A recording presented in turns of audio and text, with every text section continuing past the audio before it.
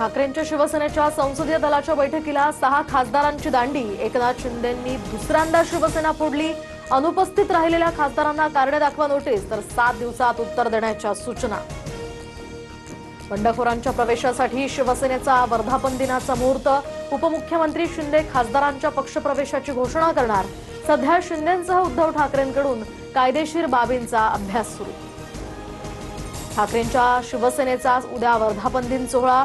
षण्मुखानंद सभागृहामध्ये शिवगर्जना मेळावा होणार। उद्धव ठाकरे काय बोलणार याकडे सर्वांचं लक्ष। ठाकरेंसोबत बंडखोरी केल्यामुळे ओमराजे निंबाळकरांवर समर्थकांचा संताप। ओमराजेंच्या सोशल मीडियावरून 6000 फॉलोअर्स घटले, तर गद्दारी करू नका कमेंट्सचा वर्षाव। बंडखोर खासदारांच्या घराबाहेरील सुरक्षेमध्ये वाढ। पुण्यात ओमराजे निंबाळकरांच्या घराबाहेर मोठा पोलीस बंदोबस्त, तर भाऊसाहेब वागचौरेंच्या निवासस्थानी देखील पोलिसांची तैनाती। बंडखोरांवर टीका करताना राऊतांनी दुसऱ्या दिवशी सुद्धा शिव्या हासडल्या। राऊतांच्या शिव्यांवर शिंदेंच्या शिवसेनेचा संताप।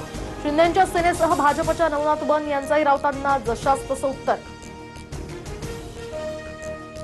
शरद पवारांचे काही खासदार सुनेत्रा पवारांच्या संपर्कात, सूत्रांची माहिती। अमित शहा आणि सुनेत्रा पवार यांच्या भेटीमध्ये याविषयी चर्चा।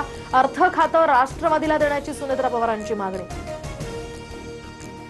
नंदुरबारच्या सातपुडा परिसरामध्ये जोरदार पाऊस। अचानक आलेल्या पावसामुळे नागरिकांची तारांबळ, तर गोंदियामध्ये 3 दिवसांच्या विश्रांतीनंतर सर्वत्र पावसाची हजेरी। बारामतीच्या मोरगावात जोरदार वादळी वाऱ्यासह पावसाची हजेरी।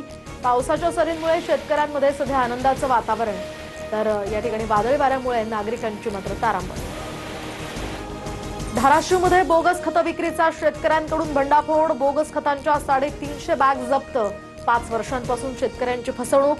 संबंधित कारखान्यांवर कारवाईची मागणी।